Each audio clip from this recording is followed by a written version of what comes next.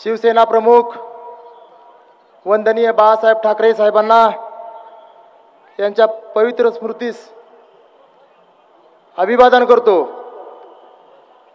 आजच्या मिरज शहरामध्ये संपन्न होत असणाऱ्या भव्य दिव्य अशा जनसंवाद यात्रेच्या निमित्तानं व्यासपीठावर उपस्थित असणारे शिवसेना पक्षप्रमुख आदरणीय उद्धवजी ठाकरे साहेब, माझे मार्गदर्शक आदरणीय संजयजी राऊत साहेब, व्यासपीठावर उपस्थित असणारे आमदार वैभव नाईक साहेब, आपले संपर्क प्रमुख नितीनजी बानुगडे साहेब, तसेच कुस्ती क्षेत्रातून मला पाठिंबा देण्यासाठी जवळजवळ साहेब 25 महाराष्ट्र केसरी आणि 11 हिंद केसरी उपस्थित आहेत आणि त्यांनी मला जाहीर पाठिंबा दिलेला आहे। काय तुम्ही अजूनही पालकत्वाची वाट पाहताय? 95,000पेक्षा अधिकच्या कुटुंबाचे आयुष्य आनंदाने भरले आहे। आजच कॉल करा आणि मिळवा फर्टिलिटी ट्रीटमेंटवर सूट आणि सर्वांना द्या आनंदाची बातमी। कुस्ती क्षेत्रातले माझे दुसरे मार्गदर्शक आदरणीय मंगलदास आप्पा बांदल, पुण्यावरून खास उपस्थित असणारे इथं कुलदीप तात्या कोंडे असतील, हिंद केसरी संतोष वेताळाबा, कुस्ती सम्राट पैलवान असलम काजी, महाराष्ट्र केसरी सिकंदर शेख, बाला रफिक, सईद चाऊस, तसेच उपस्थित असणारे सर्व महाराष्ट्रातील कुस्तीगीर, आपल्या सांगली जिल्हा प्रमुख आदरणीय विभूते बापू, अभिजित दादा व व्यासपीठावर उपस्थित असणारे सर्वच मान्यवर, आज खरोखर लोकसभेच्या निवडणुकीच्या निमित्तानं आज आपण इथं सर्वजण एकत्र जमलेलो आहोत। पश्चिम महाराष्ट्रातली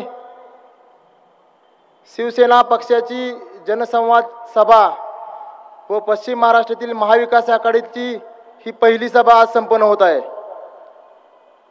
आज महाविकास आघाडीतील राष्ट्रवादी काँग्रेस पक्ष असेल, काँग्रेस असेल, सर्व पदाधिकारी आज व्यासपीठावर उपस्थित आहेत। कोणी गैरसमज करून घेऊ नये। व्यासपीठावर काँग्रेस पक्षाचे जवळ 4 ते 5 तालुका प्रमुख, राष्ट्रवादी काँग्रेस पक्षाचे सर्व पदाधिकारी आज व्यासपीठावर उपस्थित आहेत, समोर उपस्थित आहेत। सुरुवातीला मी सर्व महाविकास आघाडीतील नेत्यांचे मी प्रथम स्वागत करतो, आभार मानतो इथं उपस्थिती दाखवल्याबद्दल। आज साहेब मला काही गोष्टी इथं जाणीवपूर्वक सांगायच्या आहेत। लोकसभेची उमेदवारी देत असताना प्रत्येक पक्षामध्ये विचार केला जातो, ह्याच्या पाठीमागं ह्याचे वडील आमदार होते का, खासदार होते का, ह्याची पार्श्वभूमी काय आहे, घरात पाठीमागं कोण, कुठली संस्था, शिक्षण संस्था, साखर संस्था पाठीमागं आहे का। परंतु साहेब,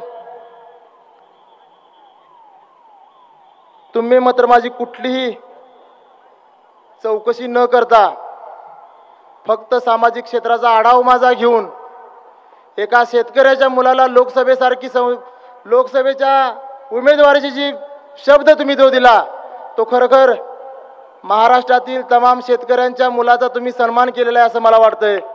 तसे साहेब, आजपर्यंत पैलवान म्हणलं की राजकारण म्हणलं की पैलवान ही नुसतीच व्याख्या होती, पण आजपर्यंत असं होत आलंय की सर्व राजकारणी लोक पैलवानांचा उपयोग करून घ्यायचे। पण आज साहेब तुम्ही जे धाडस दाखवले की देशातल्या सर्वात मोठ्या संसदेत पाठवण्याचे जे धाडस तुम्ही केलं एका पैलवानाला, तुम्ही संपूर्ण महाराष्ट्रातील सर्व पैलवानांचा एक प्रकारचा सन्मान केलेला आहे मला उमेदवारी देऊन असं मला वाटतंय। तसे साहेब, परवा मी आपल्या उपस्थितीमध्ये मातोश्रीवरती जाहीर प्रवेश केला। आज मी अभिमानाने सांगतो साहेब की माझ्या सांगली जिल्ह्यासाठी मी रक्ताचं पाणी करून 28 वर्षानंतर सांगली जिल्ह्याला महाराष्ट्र केसरीची गदा मिळवून दिलेली आहे। महाराष्ट्रामध्ये डबल महाराष्ट्र केसरी होण्याचा मान ह्या सांगली जिल्ह्याला मी 35 वर्षानंतर मी तो मान मिळवून दिलेला आहे. आणि इतिहासामध्ये पहिल्यांदा कुस्तीगीर परिषदेच्या स्थापनेनंतर 60 वर्षात तिसऱ्यांदा महाराष्ट्र केसरी खेळणारा हा सांगली जिल्ह्याचा एकमेव पैलवान म्हणजे मी स्वतः चंद्रहार पाटील.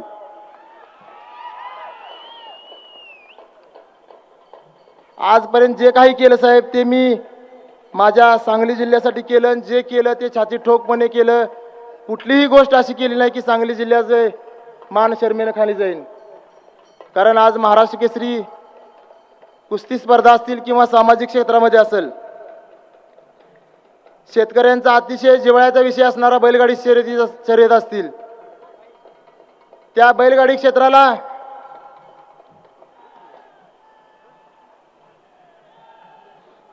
गोवंश संवर्धन म्हणून तो आम्ही एक फाउंडेशन मार्फत जो एक विषय हातात घेतला आणि खरोखर शेतकऱ्याचा आवडीचा आणि जिव्हाळ्याचा विषय असणाऱ्या बैलगाडी क्षेत्राची एक उंची वाढवण्याचं आम्ही काम केलं आणि ते खरोखर यशस्वीरित्या पार पाडलं. भारतातील सर्वात मोठ्या बैलगाडी स्पर्धा 2 वेळा आम्ही सांगली जिल्ह्यामध्ये भरवल्या आमच्या फाउंडेशन मार्फत. तसेच साहेब अनेक पक्षांनी, अनेक नेत्यांनी अनेक प्रकारच्या यात्रा काढल्या.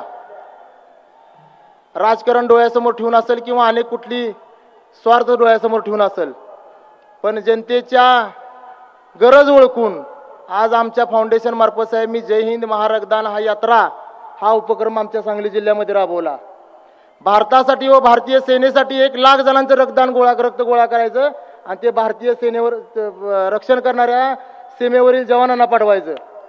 अशा पद्धतीचा एक उपक्रम आमच्या फाउंडेशनच्या मार्फत करण्याचा प्रयत्न करत आहोत साहेब आम्ही.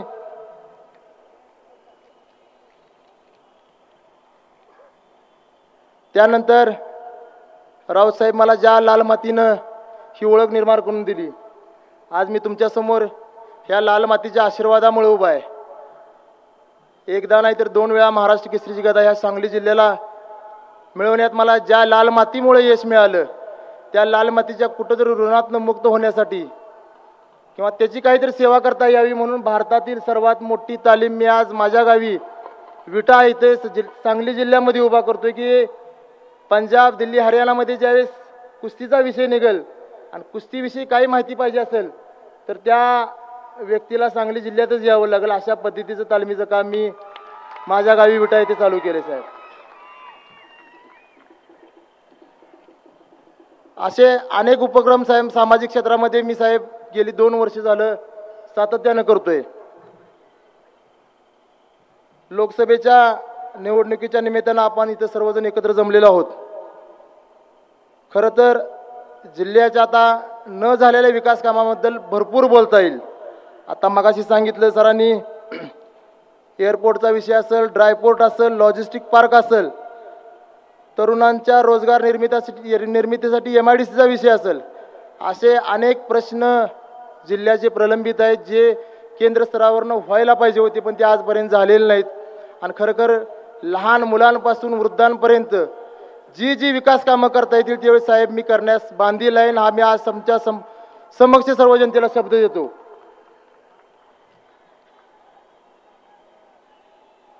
आज साहेब एक विषय घ्यायचा झाला, आज एक साधा विषय घ्यायचा झाला तर आज मिरजला साहेब तुम्हाला सभेला यायचं होतं पण तुम्हाला उतरावं लागलं कोल्हापूर एअरपोर्टला. 1980च्या दशकामध्ये सांगली शेजारी कोल्हापूर गाव असणाऱ्या 80च्या दशकामध्ये एअरपोर्ट होतं ती आजही आहे. 80च्या दशकामध्ये इथं स्वर्गीय इंदिराजी गांधी साहेब यांचं विमान उतरलेलं होतं, यशवंतराव चव्हाण साहेबांचं विमान इथं उतरलं होतं. पण नंतरच्या काही वर्षामध्ये त्याच्याकडं ते दुर्लक्षित असल्यामुळं, त्याचा पाठपुरावा न केल्यामुळं ते आज एअरपोर्ट बंद आहे. सांगली जिल्ह्याच्या जनतेला प्रश्न पडलेला आहे. आज सांगली जिल्ह्याचं जर बघितलं आपण, शेजारी कोल्हापूर जिल्हा आहे, कोल्हापूर जिल्ह्यामध्ये एअरपोर्ट आहे. सातारा जिल्ह्याचा विचार केला तर कराडला एअरपोर्ट आहे, सोलापूरला एअरपोर्ट आहे आणि आपल्या कर्नाटक राज्यातला बेळगाव जिल्हा असेल, बेळगाव जिल्ह्यात सुद्धा एअरपोर्ट आहे. फक्त 4ही बाजूने एअरपोर्ट आहे, सांगली जिल्ह्यातच एअरपोर्ट नाही साहेब. मी आज तुमच्या साक्षीनं साहेब एक शब्द देऊ इच्छितो सर्व जनतेला.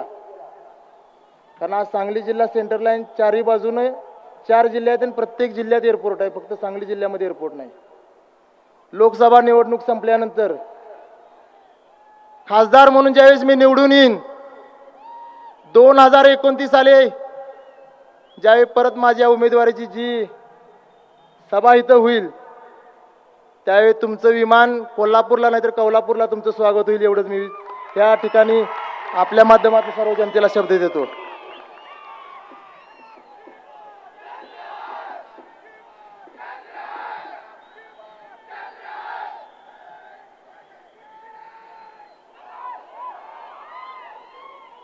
साहेब, परवा 11 तारखेला मी आदरणीय आपल्या उराव साहेबांच्या उपस्थितीत प्रवेश केला मातोश्रीवर 11 तारखेला.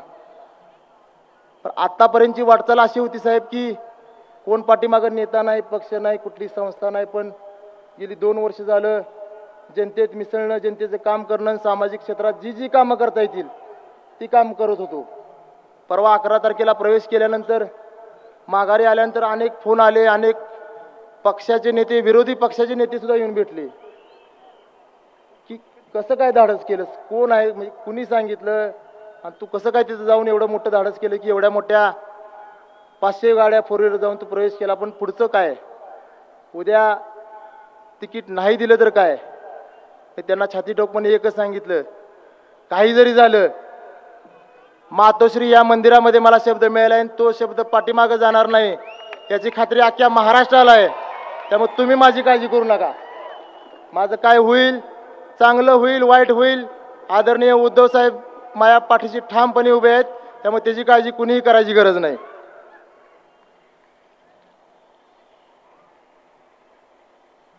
आज या व्यासपीठाच्या माध्यमातून साहेब, मी परवाच आपल्याला म्हटलं कुस्ती क्षेत्रात काम करत असल्यामुळं बोलण्याची जास्त सवय नाही, कारण कुस्ती खेळत असताना प्रतिस्पर्ध्यावर बोलावं लागत नाही, तिथं डाव मारून त्याला चितपटच करावं लागतंय. तरी सुद्धा आज 1-2 वर्षाच्या काळात थोडं थोडं जमायला लागले.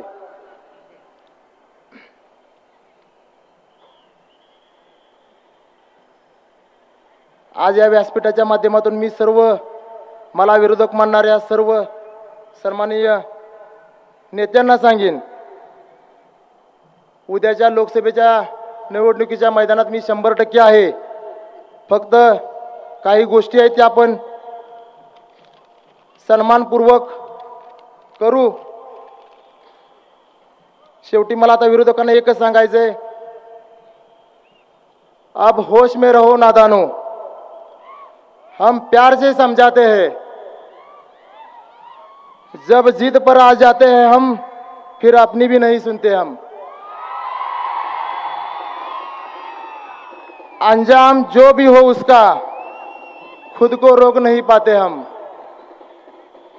ध्वज लेके हाथों में हम मैदान में जब उतर जाते हैं और जिस मैदान में हम जाते हैं जीत कर ही वापस आते हैं. साहेब, तुम्ही माझ्यासाठी इथपर्यंत आलात, एवढी मोठ्या सभेला आपण उपस्थित दाखवलीत, त्याबद्दल मी तमाम सांगली जिल्ह्यातील जनतेच्या वतीनं आपले आभार मानतो आणि थांबतो. जय हिंद, जय महाराष्ट्र.